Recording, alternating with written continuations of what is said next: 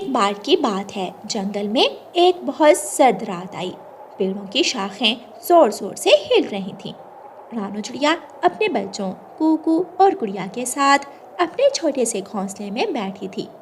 उनका घोंसला बहुत पुराना और कमजोर था। मम्मा, ये कैसी तेज हवा है?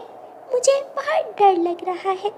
ऐसा लग रहा है जैसे कोई हमारा घर उखाड़ रहा है। मत डरो मेरे बच्चों, मैं हूँ ना। ये तेज हवा है, सुबह तक चली जाएगी। मगर ठंड की वो रात बहुत जालिम साबित हुई। सर्दियों की तेज हवा के एक आखिरी झोंके ने रानू चिड़िया के कमजोर घोंसले को शाख से अलग कर दिया। उनका सारा सामान, सारी टहनियाँ और घास मिट्टी में बिखर गईं। रानू चिड़िया और उसके बच्चे बहुत मुश्किल से खुद को बचा पाते हैं। अब हम क्या करेंगे? हमारा तो सब कुछ खत्म हो गया। ठंड की वो जालिम रात गुजर जाती है। अगले दिन रानू चिड़िया अपने बच्चों के लिए नए और सुरक्षित घर की तलाश में सुबह की पहली किरण के साथ बहुत दूर तक उड़ती हुई चली जाती है। रानू चिड़िया उड़ते उड़ते जंगल के आखिरी किनारे पर बनी इंसानों की एक वीरान बस्ती में पहुंच गई थी। वो एक ऐसी जगह थी जहां पुराने इंसानों का सामान पड़ा था। कालू कौवा और गौरी कौवी जब रानू चिड़िया के टूटे हुए घोंसले को देखते हैं तो गौरी कौवी कालू कौवे से कहती है, कालू जी, वो देखो, उस चिड़िया का घोंसला टूट गया। अब ठोकरे खाएगी ये छोटी चिड़िया। गौरी, तुम देखना, छोटी चिड़िया जहाँ भी जाएगी मैं उसकी खुशियाँ छीन लूंगा। इंसानों की बस्ती में रानू चिड़िया ने बहुत सी बेकार पड़ी चीजें देखी। एक कोने में उसे एक बहुत बड़ा पानी का प्लास्टिक कूलर नजर आया जो खाली पड़ा था। वो कूलर थोड़ा टूटा हुआ था मगर मजबूत था। ये कितना सुरक्षित है, इसकी दीवारें मजबूत हैं और ये जमीन से काफी ऊपर रहेगा। रानू चिड़िया जल्दी से वापस जाती है और कूकू और गुड़िया को ले आती है। उसने दिन भर मेहनत की और उस प्लास्टिक कूलर के अंदर अपने लिए नया और आरामदेह घर बना लिया।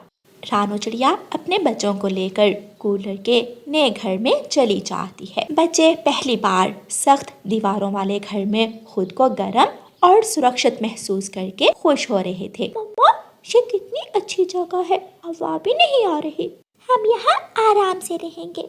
कालू कौवा और गौरी कौवी उड़ते उड़ते इंसानों की उस पुरानी बस्ती में आ जाते हैं। वो रानू चिड़िया को कूलर के उस घर से निकलता हुआ देख लेते हैं। कालू जी, ये क्या? रानू चिड़िया का घर कितना मजबूत है, मुझे भी ऐसा घर चाहिए। ये गरीब ऐसे साफ घर में क्यों रहे? मैं इसकी खुशी बर्बाद कर दूंगा। कालू कौवा फौरन एक शैतानी मंसूबा बनाता है और इंसानों की बस्ती की तरफ जाता है।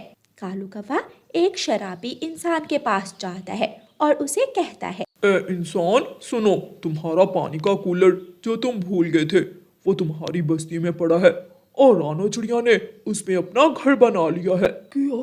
मेरा कूलर? छोटी चिड़िया ने उसमें घर बना लिया है? अच्छा, मैं अभी जाकर उस चिड़िया को वहां से भगाता हूँ। मेरा सामान है, उस पर किसी पक्षी का कोई हक नहीं। वो लालची और शराबी इंसान तुरंत गुस्से से भरकर उस बस्ती की तरफ चल पड़ता है। वो शराबी इंसान चिड़िया और उसके मासूम बच्चों पर रहम नहीं खाता और कूलर उठाकर वहां से चला जाता है। मेरा घर, मेरे बच्चे। रानू चिड़िया और उसके छोटे छोटे बच्चे कूकू और गुड़िया फिर से बेघर हो गए। कालू कौवा और गौरी कौवी दूर बैठे चिड़िया को देखकर हंस रहे थे। रानू चिड़िया को अपने बच्चों के लिए घर तो बनाना ही था। रानू चिड़िया हिम्मत करती है और अपने बच्चों को लेकर वहां से उड़ती है। रानू चिड़िया उड़ती हुई जा रही थी कि उसे एक नारियल का पेड़ दिखाई देता है। उस पेड़ पर एक सूखा और बड़ा नारियल का फल लगा हुआ था। मैं इस फल को अंदर से खोखला करूं, ये पेड़ पर लगा है इसलिए सुरक्षित रहेगा। रानू चिड़िया बहुत मेहनत करती है और उस सूखे नारियल को अंदर से साफ करके उसमें बच्चों के लिए छोटा सा गोल और मजबूत घर बना लेती है। बच्चे उस नारियल के घर में खुशी से झूल रहे थे। कालू कौवा जब रानू चिड़िया को उस नारियल के घर में देखता है तो वो फिर से गुस्से में आ जाता है। कालू जी, इस छोटी चिड़िया ने तो अब नारियल के फल को ही घर बना लिया। इसकी ये खुशी भी ज्यादा दिन नहीं रहेगी, मैं इस नारियल को ही तोड़ दूंगा। कालू कौवा एक बड़ा पत्थर लेकर पेड़ पर चढ़ता है।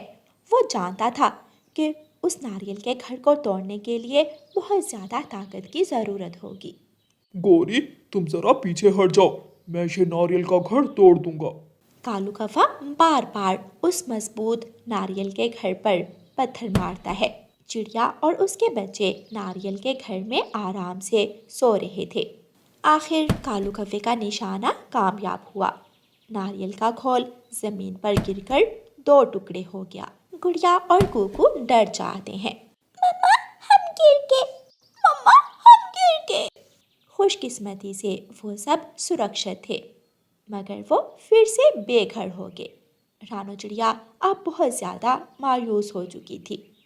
अब उसे दुनिया की हर मजबूत चीज़ से डर लगने लगा। कालू कौवा अपनी उस कामयाबी पर हंसता है। रानो चिड़िया एक टूटी हुई शाख पर सर झुकाकर बैठी हुई थी। मैंने इंसानों की सख्त चीज़ों पर भी भरोसा किया और प्रकृति की सख्त चीज़ों पर भी, मगर लालच और हसद हर मजबूत चीज़ को भी तोड़ सकता है। फिर रानो चिड़िया फैसला करती है कि अब वो सबसे सादा और लचकदार चीज़ से घर बनाए।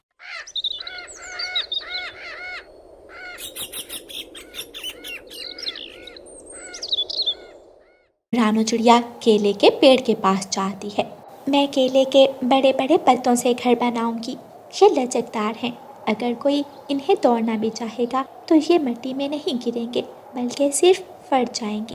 रानो चिड़िया ने बहुत मेहनत से केले के पत्तों को जोड़ा और उन्हें आपस में बांधकर पेड़ की शाखों में एक झूलता हुआ नरम और गर्म घर बना लिया।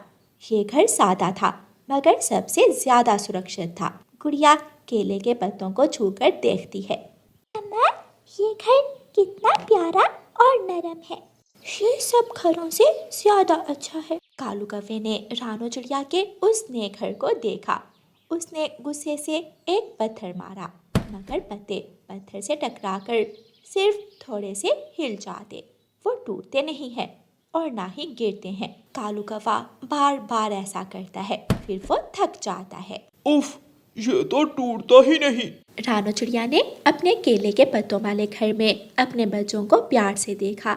उसे समझ आ गया था कि सच्ची हिफाजत मजबूती में नहीं, बल्कि सादगी, लचक और प्रकृति के साथ जुड़े रहने में है। अब रानो चिड़िया हमेशा के लिए उस आरामदेह सुरक्षित घर में रहने लगी। आखिरकार कालू कौवे को अपनी शरारतों पर बहुत ज्यादा शर्मिंदगी हुई। उसने समझ लिया कि दूसरों की खुशी छीनने की कोशिश करना खुद को हमेशा तकलीफ देना है।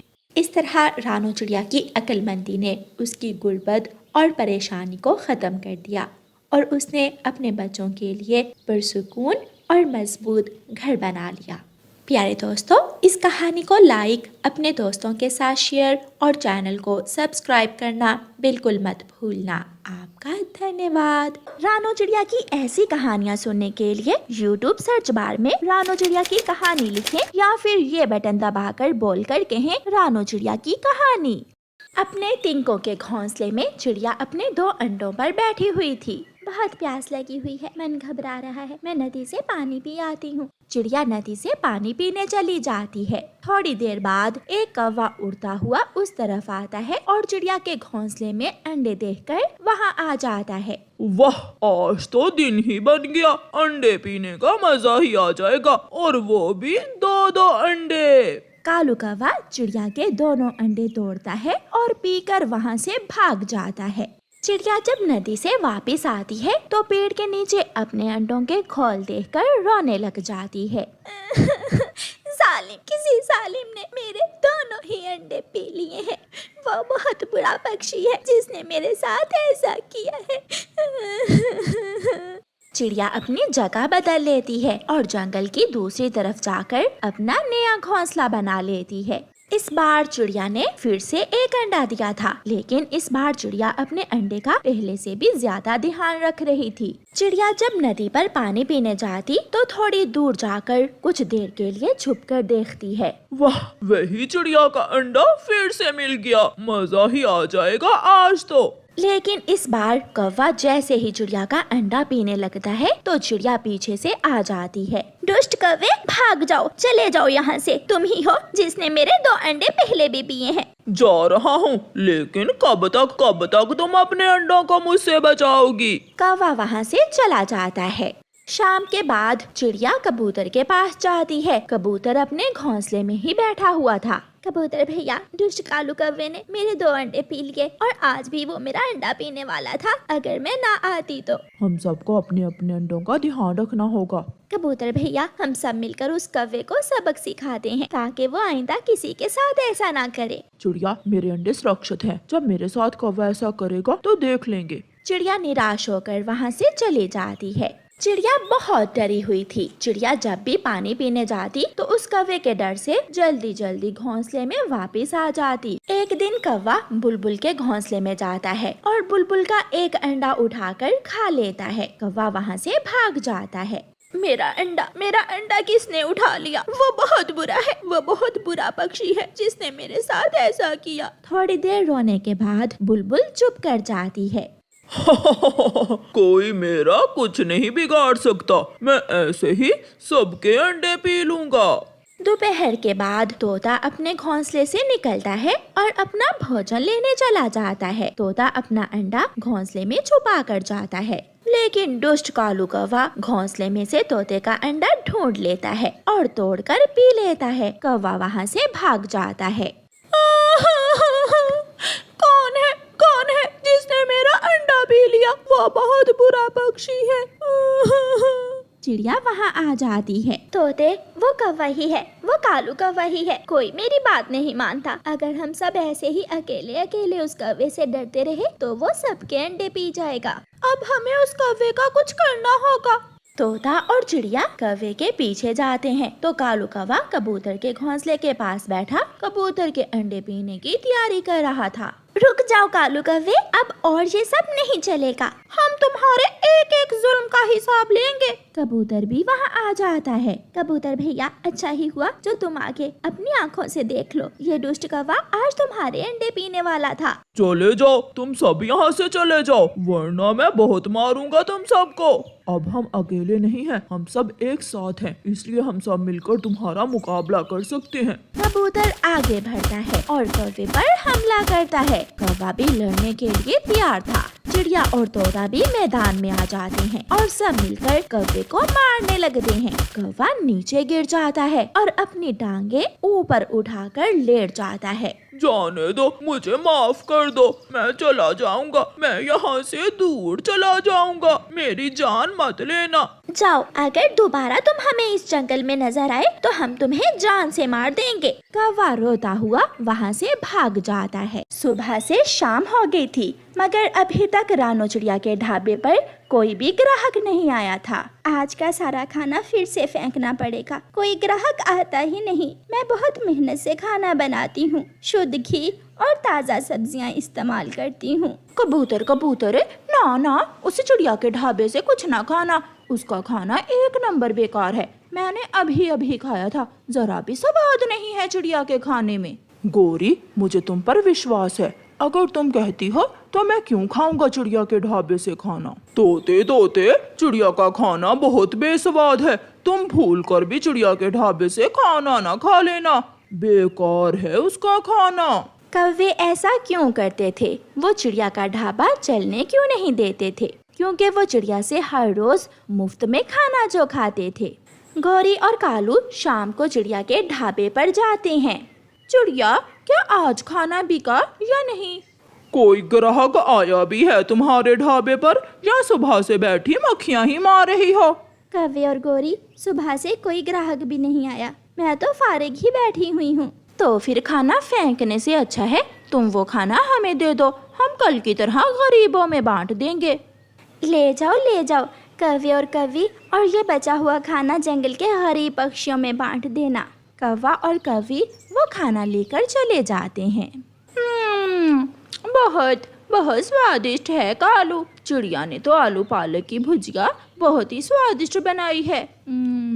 चिड़िया समझ रही होगी कि हमने खाना गरीबों में बांट दिया है।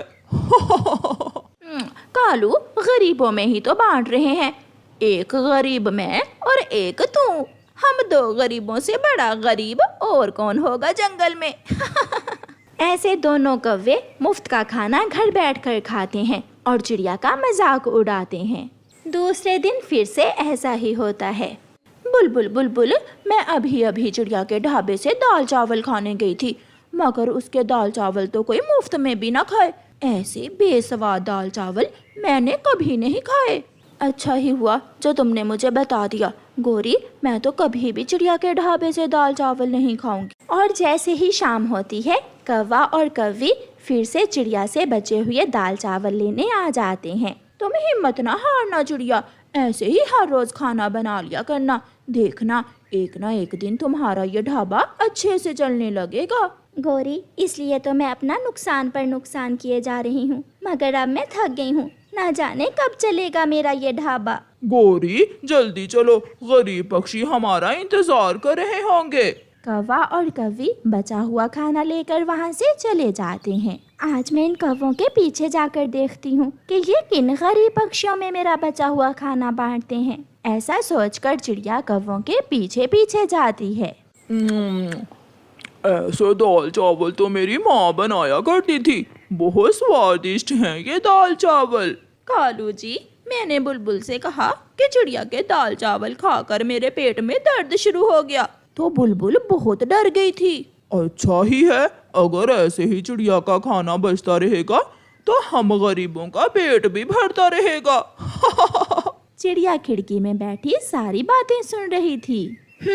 तो ये बात है, इन चालाक कौवों की वजह से ही मेरा ढाबा नहीं चल रहा। दूसरे दिन चिड़िया अपने ढाबे पर खाना बनाकर आवाज लगाती है, आज खाना फ्री में, सबके लिए फ्री में खाना, जो भी आए बिना पैसे दिए खाना खाए।